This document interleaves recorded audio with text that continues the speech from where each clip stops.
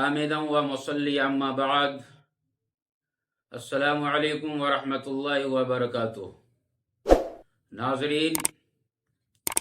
جب رمضان کا چاند نظر آتا ہے تو ہمارے کچھ مسلمان بھائی رمضان کے دنوں کو کس طریقہ پر گزارتے ہیں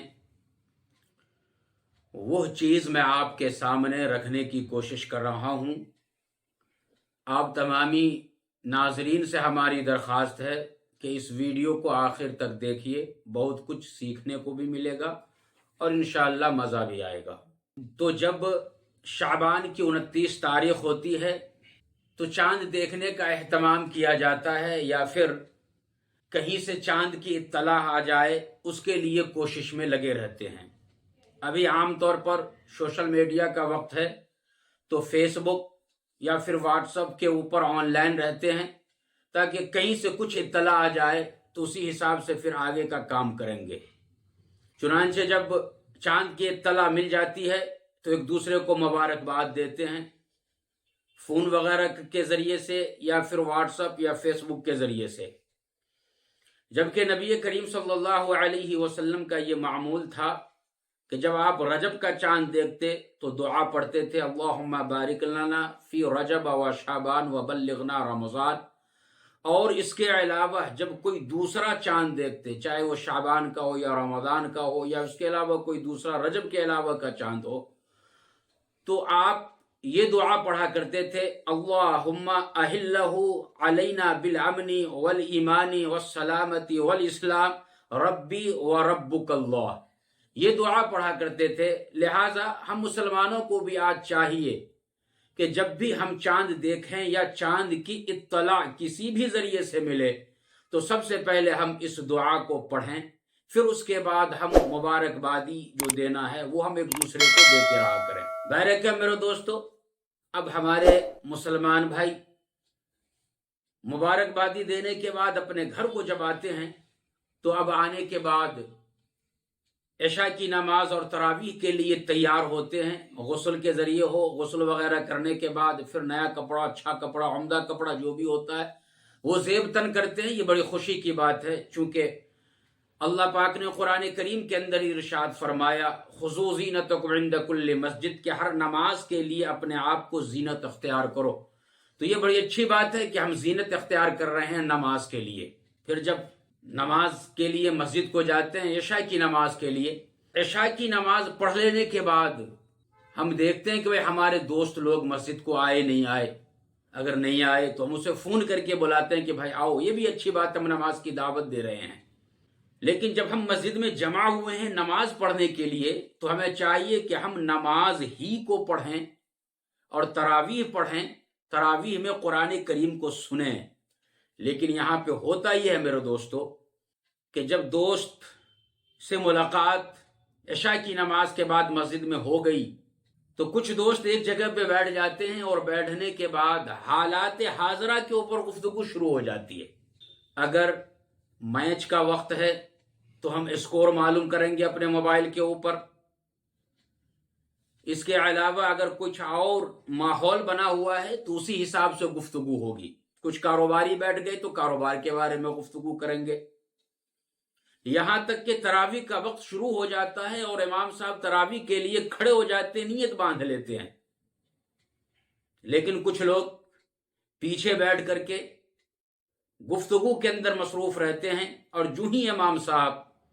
رکوع کے اندر جاتے ہیں تو اب یہ لوگ بھی رکوع میں تراویح میں شامل ہو جاتے ہیں۔ اللہ تبارک و تعالیٰ نے قرآن کریم کے اندر ارشاد فرمایا، سورہ نمبر 7 اور آیت نمبر 204 کے اندر، وَإِذَا قُرِئَ الْقُرْآنُ فَاسْتَمِعُوا لَهُ وَأَنصِتُوا لَعَلَّكُمْ تُرْحَمُونَ، کہ جب قرآن کریم کی تلاوت کی جائے تو تم اس کو سنو اور خاموشی اختیار کرو۔ سننے کو کا بھی حکم دیا گیا اور خاموش رہنے کا بھی حکم دیا گیا ہے۔ یہی وجہ ہے کہ احناف کے نزدیک جب ظہری نماز ہو، یعنی وہ نماز جس میں قرأت امام صاحب زور سے کرتے ہیں، قرآن کی تلاوت زور سے کرتے ہیں، اس میں آپ ایسے وقت میں شامل ہوئے نماز میں کہ قرأت شروع تھا، قرآن کی تلاوت ہو رہی تھی، تو مسئلہ یہ بیان فرمایا گیا کہ تکبیر تحریمہ اللہ اکبر کہہ کر کے نیت باندھ کر کے خاموش ہو جاؤ، ثنا بھی پڑھنے کا اس وقت میں حکم نہیں ہے، چونکہ قرآن کی تلاوت شروع ہو گئی ہے تو اب ہمیں سننا ہے اور خاموش رہنا ہے۔ تو جب نماز کے اندر یہ احکام دیا گیا کہ ثنا بھی تم اس وقت میں مت پڑھو، تو پھر میرے دوستو جب آپ مسجد میں تراویح کے دوران بیٹھے ہوئے گفتگو کر رہے ہیں تو یہ کس طریقہ پر صحیح ہوگا؟ اور رکوع کے اندر شامل ہونا یہ قرآن کریم کی بے حرمتی ہے۔ میرا مشورہ ہے تمام حفاظ کرام سے کہ اگر آپ کو معلوم ہو کہ رکوع کے اندر کچھ لوگ شامل ہو رہے ہیں تو آپ پہلی رکعت کو 3 آیت کے اوپر رکوع کے اندر چلے جائیے، پھر اس کے بعد ما بقیہ قرآن کو دوسری رکعت کے اندر آپ کمپلیٹ کیجئے، تو انشاءاللہ پھر یہ لوگ جو اس طریقہ پر رکوع میں شامل ہوتے ہیں انشاءاللہ اس کی عادت ختم ہوگی۔ اب تو عادت اس طریقہ پر ہو گئی ہے کہ سوا پارے کی جو تراویح ہوتی ہے نا، اس سوا پارے کی تراویح کے اندر بھی کچھ لوگ رکوع کے اندر جا کر کے شامل ہو رہے ہیں، اس سے پہلے بیٹھ کر کے مسجد میں گفتگو کی جاتی ہے، جو قرآن کریم کی بے حرمتی ہم اور آپ جان بوجھ کر کے کر رہے ہیں۔ اللہ ہماری اور آپ کی اور سبوں کی حفاظت فرمائے اور مکمل طور پہ تراویح پڑھنے کی توفیق عطا فرمائے۔ بہرے کہ میرے دوستو جب ایسے روزے دار تراویح پڑھ لیے، پڑھ کر کے اپنے گھر میں آئیں گے، اب گھر میں آنے کے بعد سبوں کو فون کریں گے، مبارکبادی دیں گے، بڑی اچھی بات ہے، مبارکبادی رمضان کے تعلق سے ہم دے رہے ہیں، لیکن یہ مبارکبادی دیتے دیتے رات اس طریقہ پر دیر ہو جاتی ہے، 2 بج گئے، پھر اس کے بعد ہم بستر پہ جائیں گے، سوئیں گے، سحری میں ہمیں اٹھنا رہتا ہے، لیکن سحری میں ایسے وقت میں ایسی حرکتوں کی وجہ سے ہماری آنکھ نہیں کھلتی، تو ہوتا کیا ہے کہ سحری میں گھر کی عورتیں تو جلدی اٹھ گئی، اب جلدی اٹھنے کے بعد وہ سحری کی تیاری کے اندر مصروف ہیں، پھر درمیان میں آ کر کے اپنے گھر کے مردوں کو جگاتی بھی ہیں کہ جی اٹھو سحری کا وقت ہو گیا، جی اٹھو سحری کا وقت ہو گیا، تو جانتے ہیں جناب کیا حرکت کرتے ہیں؟ آنکھ بند کر کے ہی کہتے ہیں کہ وقت کتنا ہوا ہے، تو اگر معلوم ہوا کہ 4 بجا ہے، 1 گھنٹہ ابھی سحری کے آخری وقت میں باقی ہے، تو ابھی اور سو جانے دو، آدھا گھنٹہ باقی رہے تو اٹھانا، اب آدھا گھنٹہ باقی ہے پھر اٹھایا جا رہا ہے، تو جناب کیا کہتے ہیں؟ سیرن کی آواز آئی کیا؟ سیرن بجا کیا؟ تو ہاں سیرن بج گیا، تو پھر یہ پوچھتا ہے کہ کون سے محلے کے مسجد کی آئی؟ اپنے محلے والے کی آئی نہیں آئی، بجی نہیں بجی سیرن؟ اگر معلوم ہوا کہ نہیں دوسرے محلے کے مسجد سے آواز آئی ہے تو نہیں، جب اپنے محلے کے مسجد کی سیرن کی آواز آئے نا، جب جا کر کے ہمیں جگانا، پھر اپنے محلے کا انتظار، پھر وہاں کی سیرن کی آواز جب آتی ہے پھر اسے اٹھایا جاتا ہے، اب اٹھنے کے بعد پھر بھی سستی کرتے ہیں، اب 10 منٹ باقی رہ گیا، پھر یہ جناب اٹھیں گے، اب اٹھنے کے بعد جلدی جلدی باتھ روم گئے، برش کیا، برش کرنے کے بعد آئے، آنے کے بعد جب کھانا شروع کیا، منہ کے اندر نوالا ہے، سیرن بجی، وقت ختم ہونے کا، تو ابھی بیچارے مولوی صاحب کو فون کریں گے کہ مولوی صاحب سحری کے درمیان منہ کے اندر نوالا تھا، اذان ہو گئی یا پھر سیرن آخری ٹائم کا جو ہے بج گیا، تو ایسی صورت میں ہم کیا کریں گے؟ بھائی ایسی نوبتی آپ نے کیوں آنے دی؟ آپ کو تو چاہیے یہ تھا تمام مسلمانوں کو، مردوں کو بھی عورتوں کو بھی، کہ آپ رمضان کے اندر تہجد کی پابندی کیجئے، ضرور 1 گھنٹہ پہلے آپ اٹھ جائیے، اس کے لیے پہلے آپ کو سونا پڑے گا، تراویح پڑھ کے آئیے اور سو جائیے، اور پہلے جب اٹھیں گے تو ہم تہجد بھی انشاءاللہ پڑھنے والے بن جائیں گے، عادت ہم ڈال لیں تہجد پڑھنے کی، پھر تہجد کے لیے جب اٹھیں گے ہم تو تہجد بھی انشاءاللہ ہمارا ہوگا، اور پھر اس کے بعد سحری بھی ہم صحیح طور پہ کر سکتے ہیں۔ بہرے کیا میرے دوستو، سحری تو صحیح طور پہ کچھ لوگ کرے نہیں، فجر کی نماز پڑھنے کے بعد سو جائیں گے، سونے کے بعد جب آنکھ کھلے گی ظہر کے وقت میں تو ظہر کی نماز کے لیے جائیں گے، پھر دوسرے دوستوں کو فون ملائیں گے کہ بھائی تو کہاں ہے، تو کہاں ہے، فلاں جگہ پہ ہوں، یہاں پہ آ جا، جمع ہوں گے، جمع ہونے کے بعد پھر دنیا کی گفتگو، پھر اس کے بعد یہ کہا جاتا ہے کہ بھائی آج دعوت کون سی مسجد میں ہے، جب معلوم ہو گیا کہ فلاں مسجد میں سارے دوست الحمدللہ جمع ہوں گے، پہلی دعوت اور پہلا رمضان کا پہلا روزہ، کچھ لوگ خاص طور پہ رمضان کی پہلے روزے کے اندر دعوت رکھتے ہیں۔ ایک صاحب سے میں نے پوچھا کہ آپ ہر رمضان میں فرسٹ روزے کو دعوت کرتے ہیں روزے داروں کی، ایسا کیوں؟ تو اس کا ماننا ہے، اس کا یہ کہنا ہے کہ میں اس لیے کرتا ہوں مولانا فرسٹ رمضان کو دعوت، چونکہ پہلا روزہ ہر مسلمان رکھتا، اس کو توڑتا نہیں، چھوڑتا نہیں، اور میں چونکہ دعوت روزے داروں کے لیے رکھ رہا ہوں، اس لیے پہلے ہی رمضان میں رکھ دیتا ہوں تاکہ جو بھی دعوت کھانے والا آئے وہ روزے کی حالت میں ہو۔ تو یہ ہماری حالت ہے۔ بہرکیف جب وہ سحری نہیں کیا ہوا تھا، افطار یا پھر مغرب کے بعد کھانے پہ جب وہ بیٹھے گا تو ان کی حالت ایسی ہوتی ہے کہ جس طریقہ پر انفارم بیٹسمین جو ہوتا ہے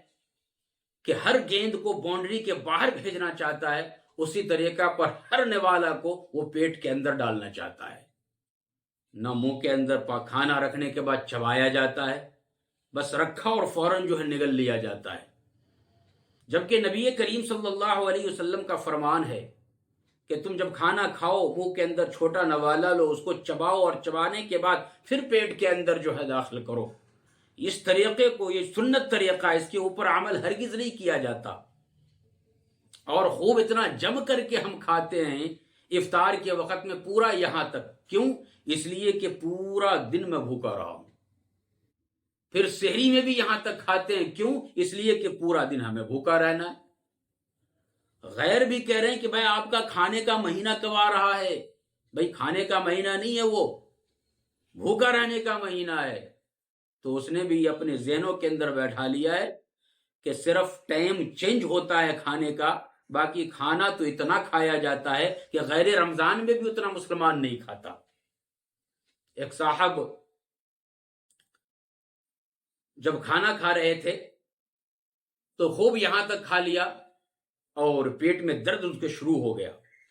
تو دوست ان کو ڈاکٹر کے پاس لے کر کے گئے، تو ڈاکٹر چیک اپ کرنے کے بعد ایک گولی لکھ دی کہ بھائی تم یہ بازو میڈیکل سے جا کر کے یہ گولی خرید لو اور کھا لو۔ تو وہ صاحب کہتے ہیں کہ ڈاکٹر صاحب آپ بڑے بھولے معلوم ہوتے، اگر ایک گولی کھانے کی جگہ میرے پیٹ میں باقی ہوتی، خالی ہوتی، تو میں ایک نوالا اور نہیں ڈال لیتا۔ تو یہ حالت ہو گئی ہے مسلمانوں کی، جبکہ نبی کریم صلی اللہ علیہ وسلم کا مبارک ارشاد ہے کہ جب آپ کھانا کھا رہے ہوں تو اپنے پیٹ کو 3 حصہ کریں، ایک حصے میں کھانا، دوسرا حصہ میں پانی، اور تیسرا حصہ سانس لینے کے لیے چھوڑ دو۔ یہاں تو تینوں حصوں کو مکمل طور پہ بھر لیا جاتا ہے۔ اللہ حفاظت فرمائے۔ تو ہمیں چاہیے کہ ہم اس رمضان کا احترام صحیح طور پہ کریں، سنت کے اعتبار سے ہم روزہ رکھیں، اور قرآن کریم کی تلاوت ہم زیادہ سے زیادہ کریں۔ قرآن کریم کم سے کم ہمیں اتنا تو ارادہ کر لینا چاہیے کہ پورے رمضان میں ہم کم سے کم ایک مکمل قرآن کریم کی تلاوت کمپلیٹ کریں گے۔ آسان طریقہ میں آپ کو بتلاتا ہوں۔ میرے پاس جو قرآن کریم ہے، میں جس میں تلاوت کرتا ہوں، اس میں مکمل پیج 848 پیج ہے مکمل طور پر۔ آپ اس 848 کو، جو بھی آپ قرآن کریم آپ پڑھ رہے ہیں، اس میں آخر میں دیکھیں سورہ ناس کے پاس کتنا پیج نمبر ہے، اس جتنا بھی پیج نمبر ہیں آپ اس کو 30 دن سے ڈیوائیڈ کیجئے، تقسیم کیجئے۔ جب میں 848 پیج کو 30 دن پہ جب ڈیوائیڈ کرتا ہوں تو اس کے بعد جو نمبر آتا ہے اس نمبر کو آپ 5 نمازوں کے اوپر تقسیم کیجئے۔ 5 نمازوں کے اوپر جب تقسیم کریں گے تو ایسی صورت میں 5 سے 6 پیج ایک نماز کے ٹائم کے اوپر گنتی وہ آئے گا۔ اگر ہم ہر نماز سے پہلے یا بعد میں 5 سے 6 پیج کی تلاوت کریں گے تو اس طریقہ پر ایک دن میں ایک پارے کی تلاوت ہوگی، اور یہی سلسلہ پورے 30 دن اگر ہم رکھیں گے تو پورے 30 دن میں ایک قرآن کریم کی تلاوت انشاءاللہ کمپلیٹ ہوگی۔ لہٰذا آپ تمامی حضرات اس طریقے کو اپنائیے۔ اللہ تعالی ہم سبوں کو اس پہ عمل کرنے کی توفیق عطا فرمائے، آمین۔